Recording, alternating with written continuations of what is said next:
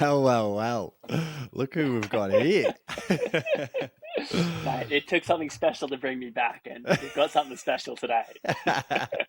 There's a lot of negotiations. I've had to fork out a fair invoice too to get you back on the pod. I've ghosted you like 4 times as well. Like, I took the money, and then I was like, nah, I'm not gonna do this. Not gonna do this. But eventually, I felt guilty enough. Yeah, it's good to be back. Definitely. No, it's good to have you back. It's been a while, and I think the people have missed it. Otherwise they've just been copping dating advice left, right, and center. But they kind of want to hear about real people living real lives. Yeah, exactly. That's what reality TV is all about. That's what we're talking about today. Normally we would start our pods with a weekly update, but let's do something special today, and it's a momentous occasion. And let's do like an update on what we were doing like 2 years ago kind of thing. So I don't know if you were doing anything memorable 2 years ago. For me, I do like to keep it exciting with my updates. I'm looking at it right now. I planted my passion fruit vine, and recently I harvested it and got passion fruit cheesecake and passion fruit juice from it. So the disappointment in our listeners that would have come onto this pod and have already had to cop passion fruit talk. Implying you can do better. What were you doing 2 years ago, Dustin? I reckon I've got a little bit up my sleeve. To be fair, mate, 2 years ago, I was with you when this all really kick-started. I was hanging out with you up in Longreach and got a message that I had to jump on a flight to Fiji. You need to go back. What is going on? What have you been doing recently? What have you been watching? Like what's been going on? I've sort of been hooked on this show, Stranded on Honeymoon Island. I think I did get an intro the first episode, so I'll admit I was probably hooked a little bit from that. I nearly thought I was going to be on. I was like, I don't know what's happened here. I think I'm going to be on in this first episode. What is it? What is Stranded on Honeymoon Island? I mean, we've got listeners from all over the world that aren't watching 7 Plus or Channel 7. They want to know what exactly you've been up to. Yes. So Stranded on Honeymoon Island, it is, basically everybody gets married off. So 6 couples, 12 people, and they all got married off with not a complete stranger, because there was a speed dating event beforehand, and that is where they sort of matched the couples from. And then, then they shipped them off, all got married. You didn't know who you were going to get married to. And then they rocked up, dropped on an island, nothing on the island, literally just a bed and a roof over the bed. And that's it. And then just had to survive, build a relationship, and then naturally the drama ensues. And through a series of twists and turns, all the way up to the very last minute, you somehow ended up on the show. So that's what we're going to be talking about today, going into a little bit of the behind the scenes, a little bit of the lead up.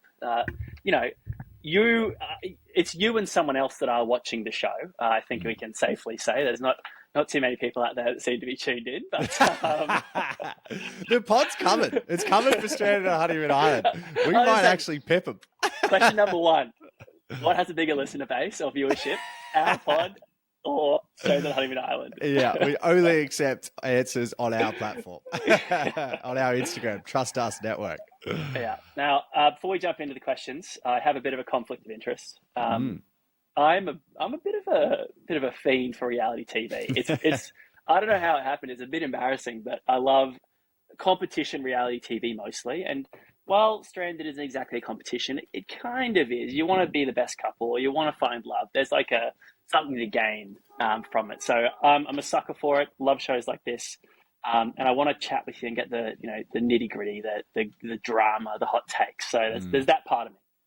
Then there's the other part of me that's like I've been your PR person for years now. Since we met in grade 10, I've been running sort of interference. I've been doing brand rehabilitation. I've been spruiking that you're this great guy to people, truthfully or not. And we've become friends in that time as well, I'd like to think. So there's also later on, once I got used to sending the invoices. Once after a few years, you realize, oh man, I'm not in the top 1% yet. Maybe I should just be friends with my PR guy. That's where we really hit it off. Yeah. But there's another part of me that's just like, man, I need to keep this dull, boring. I need to protect our future interests. Mostly mine. I've got things happening, in the future. So. But there's the two wolves in my mind right now that are fighting. So we'll see how we go. I'll try and toe the line.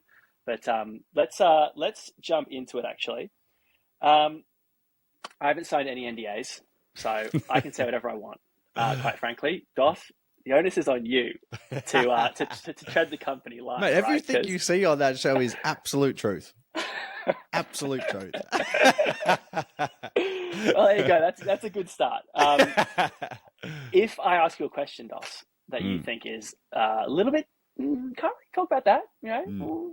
Back it off because you haven't seen the questions. Again, there's no preparation here. Dos is a victim at this point. So Channel 7, if you're watching, sue him. No. That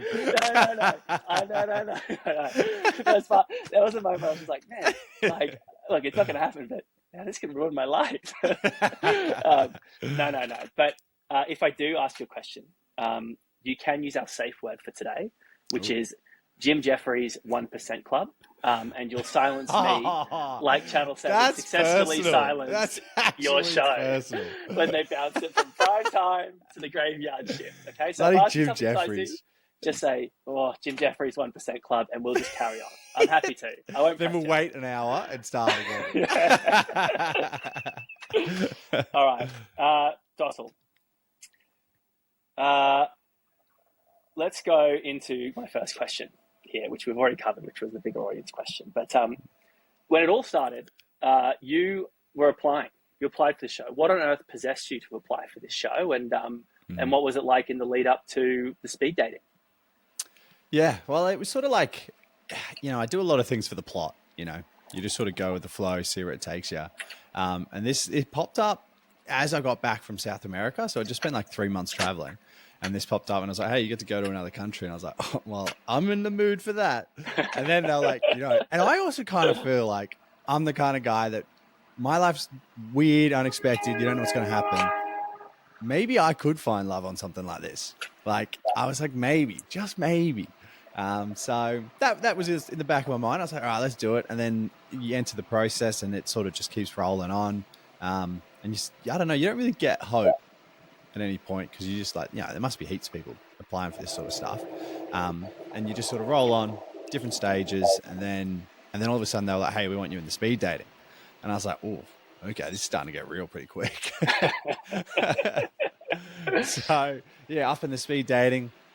That was pretty crazy. Like, I was definitely one of the youngest guys there. So it was sort of a little bit daunting in that regard because, I felt like a child. The what, 28-year-old young bull or something? 29-year-old, yeah. Wow, yeah. that's pretty impressive. I mean, you normally expect it to be like 18, 19-year-olds doing this crap. But, well, you got to get married, mate. You can't be 18, 19, get married. Well, that brings me to my point, though, is that a lot of people, commentary around Longreach, people that weren't even talking about you because they, a lot of people. Well, I don't believe that for a second. Some people were talking about other people in town that are on the show.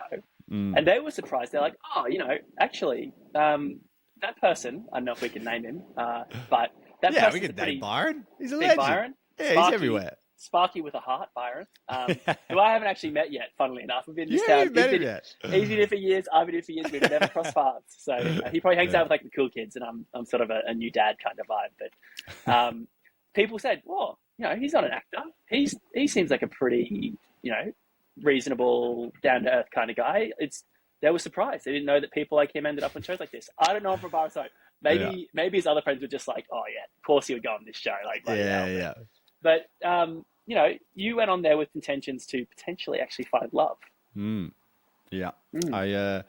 I was just thinking on those comments you were saying, like, like Byron being such a great guy, someone you wouldn't expect to be on a show like this. And then everyone else in Longreach being like, wait, that Hayden guy's on as well. That makes sense.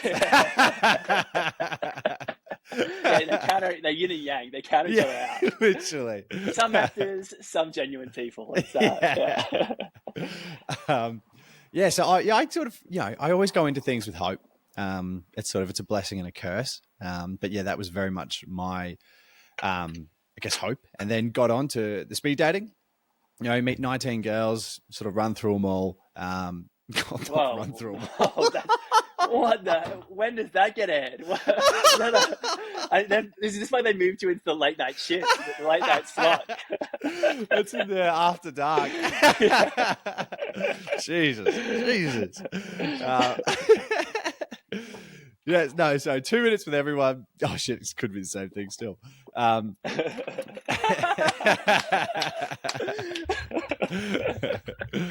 Nice. Yeah. So yeah, sort of rolled through. It was like a great experience in regards to like for everyone. I just recommend doing speed dating regardless because you learn so much about yourself in regards to what you're looking for in someone. Because for us, we couldn't say names, jobs, locations, any of that crap. So everything had to be of value, like that was going to influence your decision whether you wanted to pick them as one of your top three. So that was really good for me. And for me, I think by the end of it, I sort of figured out, what's the biggest risk you've taken was like the biggest question for me that I found with the most value. It's such a deal breaker for me if they're like, coming to this speed dating. I'm like, no. And then, mind you, when I had my 2 minutes with Amy, hang on, yeah, go ahead, but past that and come back. I didn't even get a chance to ask any of my questions. Like we were just cooking. Like the energy was just like bang. We were cooking. It sounds like she was cooking at you. If you weren't saying anything, what? Come on. I was saying things. You're like, I didn't even remember if I even asked the question. Well, it was just bad off the bat, and like, right. The chemistry was just instant. Like, because admittedly, she was straight away like, well. Yeah, she was like, I could climb you like a tree. And I was like, well, that sounds pretty fun. And then so I just sort of stayed along those lines and, she was sort of pretty much my type. So it sort of made sense to go with it. And then, 2 minutes. And the iconic wink at the end was sort of the real not tire, I guess. Yeah, not tire. We'll pay it. Yeah, fuck, it was a bad line. It's better than running through. I mean, it's the second weakest thing you've said. Yeah. So that was and then that was sort of the main thing. I think other than that, it was all sort of. I honestly walked away from there. I was like, I think there's only one girl I vibed with out of everybody. So and it was Amy. Yeah. So I wasn't sure what was going to happen. There you go. Naturally. Yeah. Yeah. Yeah. Well, that sounds fun. I mean, we could go into. You've told me a lot about the speed dating. We could go into like the actual. Sausage mince of like the waiting and the going up and the cold, hot, blah, blah, blah. But maybe another time if the audience really gets around this pod. So you go on speed dating and that's it for a while, I suppose. It's like this show, I mean, for people that don't know, they were like, this is a brand already. This show's been in other countries.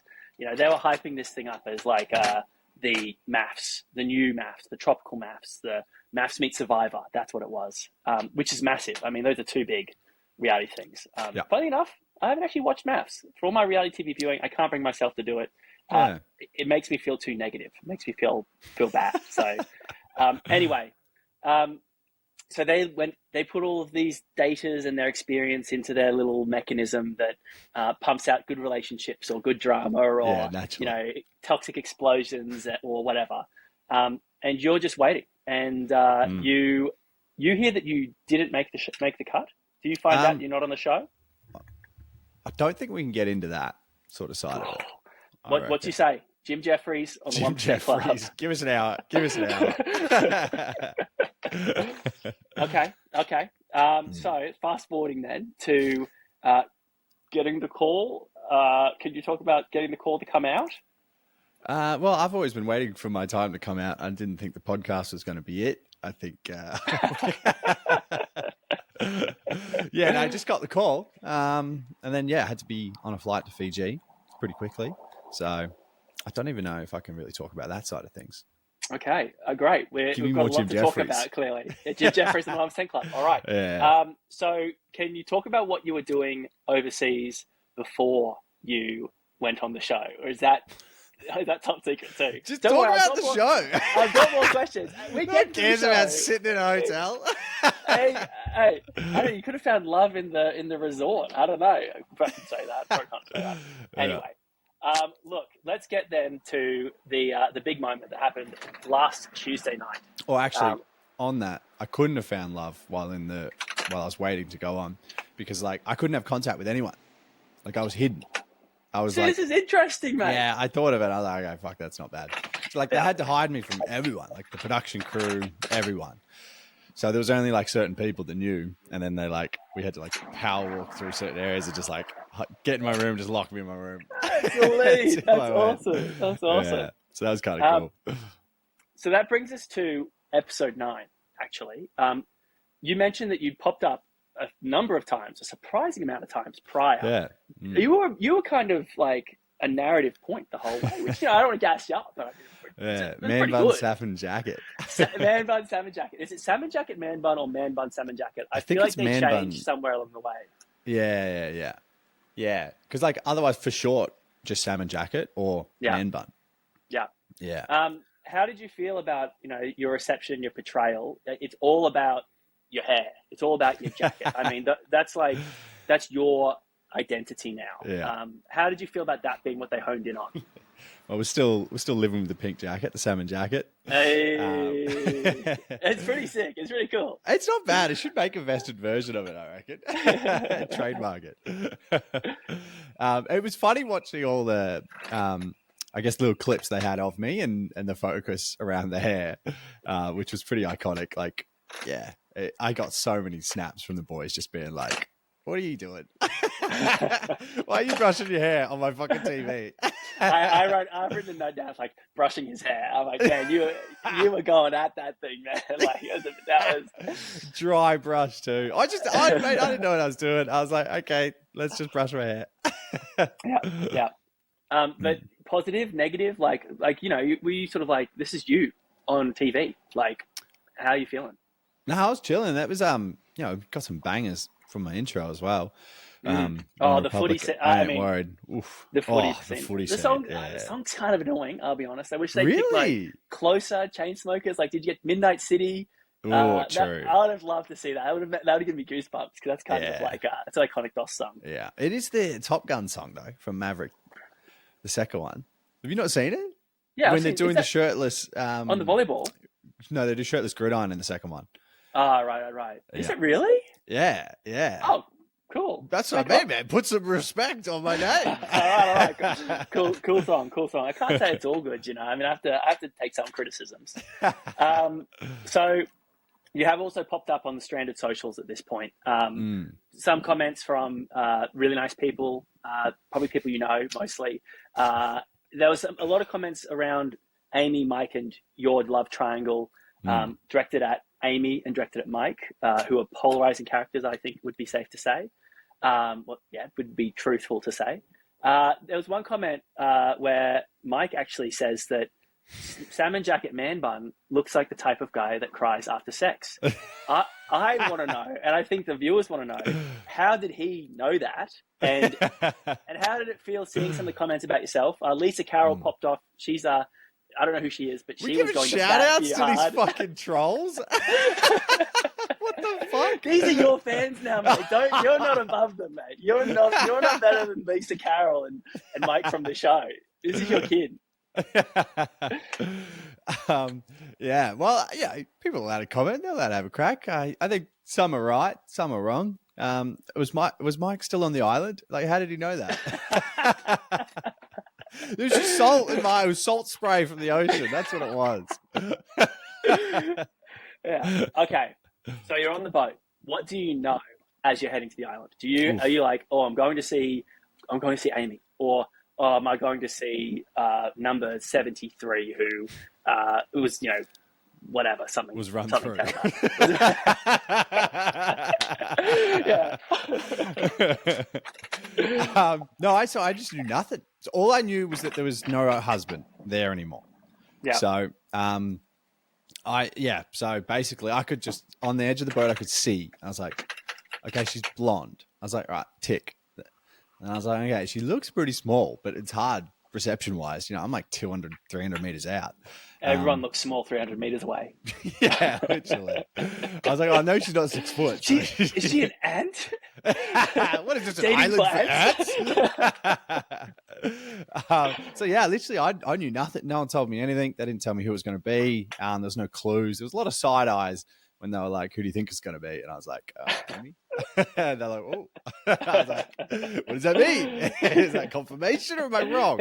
Yeah. So, yeah, then just had to jump in and Easy swim. swimming. I mean, there's been some feedback that near drownings occurred hitting the water. Yeah, I was never worried about drowning. Like, I'm not a bad swimmer, much to your disagreements for some reason.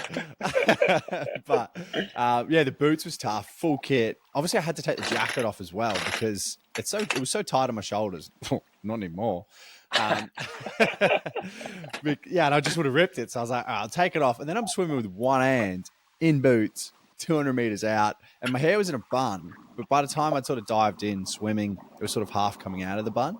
So then I'm like, oh no, that could have been a deal breaker. If you're the salmon literally. jacket, no man bun. I mean, it's the attraction there. Fake news. I've been catfished.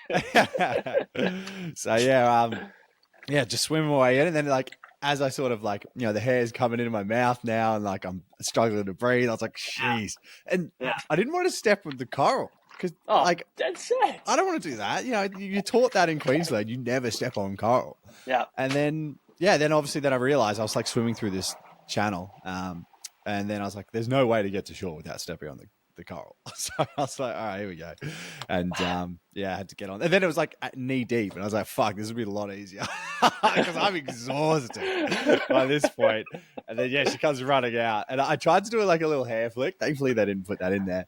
And my hair just like slapped me across the face. It was a massive pain. Well, I'm shocked they didn't put that in because that would have been good content and good slow motion, like literally slap across the face. and there's Amy running down. You saw the footage. She was amped that it was you on that boat and run down.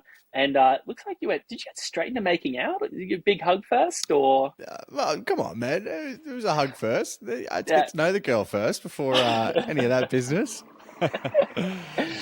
She came down, full barrel, which was great. Obviously for her, it was really interesting because for her, I was basically the only thing she'd been thinking about for the last 3 weeks. Whereas, like for me, I wasn't trapped on an island. You were trapped in a box with your thoughts and no one to talk to. You were in a dark place. It's not a safe place. So it was kind of like it was a little bit intense, pretty much from the get go, because obviously there was a fair bit of build up from her. So it was, I guess, a lot of the questions too was about me, as opposed to I was like, I still want to learn about you, like, and then literally just sort of spent that first day just talking the whole time, just figuring out, learning a lot more about each other. And I think it was good because the energy from the speed dating was like just there straight away. Good. So it wasn't like time and done any damage, which was good. So we're able to, I guess, hit the ground running. Well, you had to because there was like 2 days until the show was over. Yeah, literally. I mean, if I'm not mistaken, some of these couples had been on this island for like 19 days together. Is that too long, or they've been out there for ages just with each other? I think total they're there for 21 days, and then I think I rocked up just after 2 weeks, so like 16, 17 days, somewhere around. Okay. I can't remember exactly, but I had four days there. Yeah, so rocked up full day. Which was good. Like it was good sort of getting to know her and having that sort of experience, like surviving as well. Cooking just pasta and salt water. And then, the shower wasn't bad because you had the view of like straight out of the ocean and you could heat up the bucket so that you'd have hot water. And that was probably my favorite part. I reckon. I love the shower.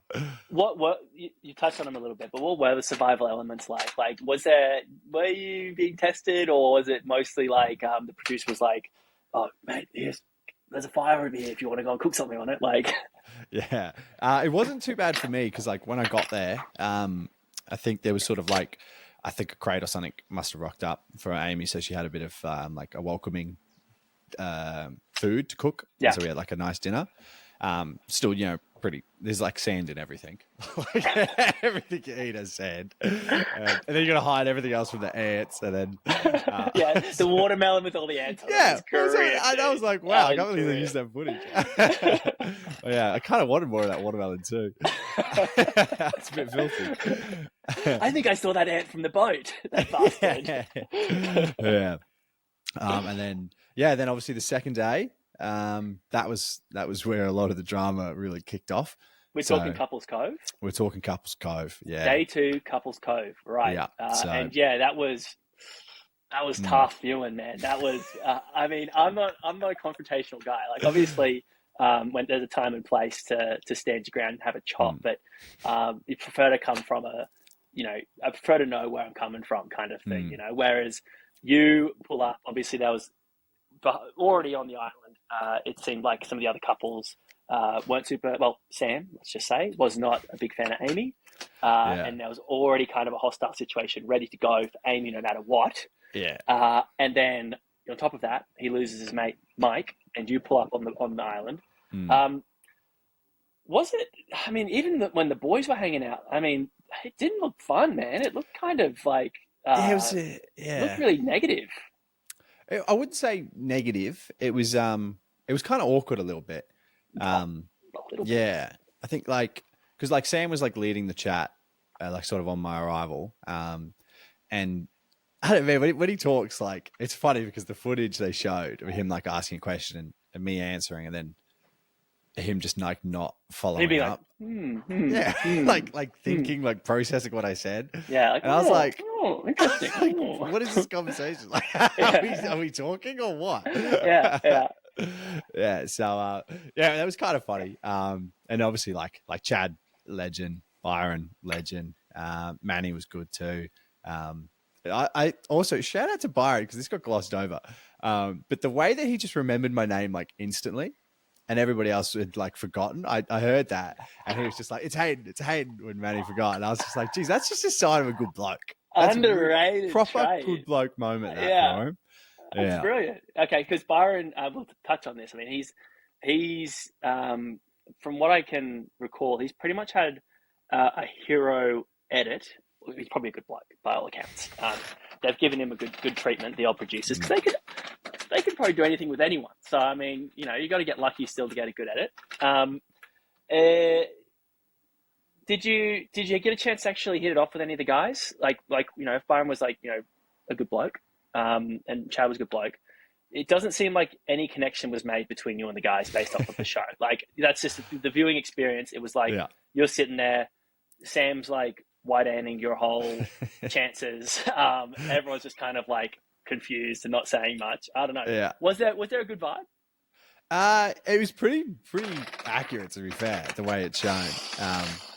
It wasn't bad vibe. Not but you just didn't have any because I was the last couple there. You just didn't have long. You didn't have time to spend, and obviously it's all about the boys are trying to figure out who I am, what the hell's going on, what my crack is, and then obviously the dinner or the lunch, and then it's sort of game on in regards to the drama kicks off, so it sort of shimmies away from me. But yeah, that was, mate. You can't get a word in when Amy and Sam are going at each other. You can see I tried. You're like, and they were just hey, shut up. So yeah, what was that like? Where you've got this connection with Amy, and it's been from speed dating to now. It's been consistent. It's been good. It's been fun. She's obviously, you would have known from speed dating that she's a chatterbox. She's passionate. She's chatty, etc. And strong of mind and thoughts and opinions. You don't know Sam from Bar of Soap, only that he's kind of made some weird chat or some less than super welcoming chat with you previously. What were you thinking there? Because you want to go to bat for your wife, but you're also hearing Sam putting across actually a pretty good case.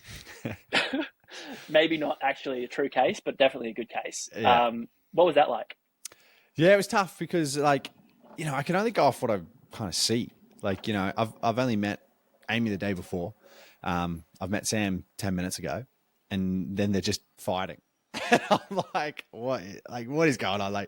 And yeah, it was really tough because the comments Sam made to me in regards to Amy, they were jovial. He was just sort of having a bit of a laugh. Love that use of word, by the way. I think you meant it in a jovial way. Yeah, I was pretty proud of that. I took a risk. Imagine. Yeah, I think he said he meant it in a kind of al dente kind of way, or some like word that doesn't even work. Something completely not applicable. Yeah. So yeah, that was interesting. It was really it was just so intense, and I probably didn't handle it the best way I could have. But what would you have done? Because according to viewers, like you just sat there, more or less like got steamrolled, didn't say anything much. yeah. The things you did say were pretty neutral at best, diplomatic, some might say. When it's kind of a tricky one because you're going back to your island with Amy, so you do kind of have to be on her side, and you sort of say, "Oh no, I don't think Sam was meant anything about what he said," kind of thing, which puts a spanner in the works. And I forgot what I was saying, but hopefully you remember. Yeah, I think for me it was sort of like, what would you have done differently? Yeah, I don't know if I would have done too much different. Like, it wasn't my fight.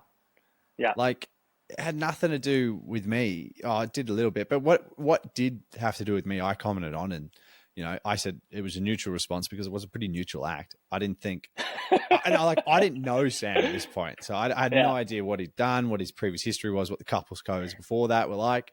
So, to me, I was like, well, this isn't enough of a reason to roast this bloke. So yeah, I don't think I changed anything really. Something that I would change is a certain speech that I spent some good time writing. a best man speech sent to the island for you to read. Didn't get aired. I mean, I'm hurt. I'm personally hurt. If you wonder if I've been sounded a little bit bitter towards the show, that's why I got cut. I was axed. Yeah, that was pretty funny. It was kind of funny because, like, she had to read what you wrote about me, and then I had to read what her maid of honor wrote about her, and then, but like, me, mate, I'm like dyslexic, so like, this is the first time meeting all these people. There's all these cameras and everything else around, and I've just got to read this speech. Holy shit, I was stressed. I was stressed out of my brains. You like calling her like Ali or like Amanda. What is this word? Yeah. So maybe I'm the reason why you didn't make the cut because they were like, this guy's just stuttering through. We can't use that footage. Yeah. Also, I'm disappointed because we can talk. If you got more to say about Couples Cove, then so be it. But then visitors came out, and I didn't get the call to come out and visit you on the island, and that's BS as well because I would have come. I would have been there for sure. Yeah. No, you would have cramped me style. It was too early in. Yeah, I had to figure out what was going on with Amy first before I needed another input. Tell you what, could have used some input from you later on, but we'll have to watch and see. Let's see. A classic transition. This came up in the watch party group chat. Was that it was some intense stuff happening when the families came out. Some serious conversations about like, are we serious? Is this going to work outside? Past family relationships. Like, it was some really touching stuff. Cut to Doss and Amy, and Doss is pulling his clothes off and pulling Amy into the water. Like, there was the most unhinged transition. I think it was like a serious story to like, I'm looking at Doss's cheeks on TV. Like, insane. I think, like, did it go from like Chad getting roasted by George's dad? Then all of a sudden it's just my fucking white cheeks running into the ocean. Yeah, that was a bit of a hot take. I didn't think me skinny dipping was going to be there, but it was a great edit. I think it was great edit. It was lighten things up for sure. Yeah. Well, we were living up the honeymoon island. We fresh start. We only didn't have long. It was just bang energy. Let's do something fun. Let's just no drama here. Yeah, some of the relationships must have been like really incompatible because they didn't even last like 20 minutes. You're on this beautiful island, you'd be having the best time of your life, maybe with someone you're not going to end up with. But I mean, like, they couldn't even put that aside. It seemed like they were just like, this all sucks. Sucks my partner's here, not having a good time. Like, could you at least have a good time? Yeah, it's like that Tom guy. Get rid of him.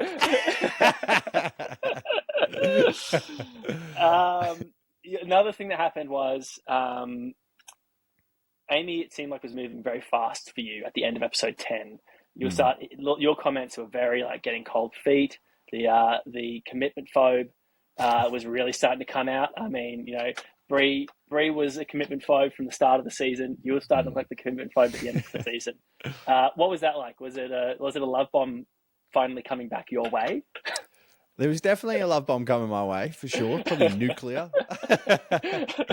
Yeah. And I think, what you see is very much me struggling to just manage it, I guess, manage my own expectations and see where, it's just so, literally having no contact with anyone else in the world, no phones, no nothing like that. Like, you actually really get a chance to really think about yourself and your emotions and all the rest of it.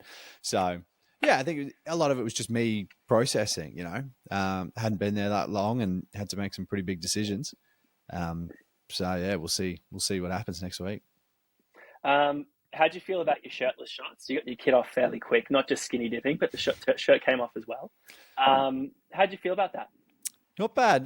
There were some good shots. There were some bad shots, but there were some good shots. No one looks good sitting down, mate. I know the ones you're talking about. I also saw some strategic knee placement where you'd I didn't even do that. Was there, but I was very happy with that. And then the arms all jacked, hanging on.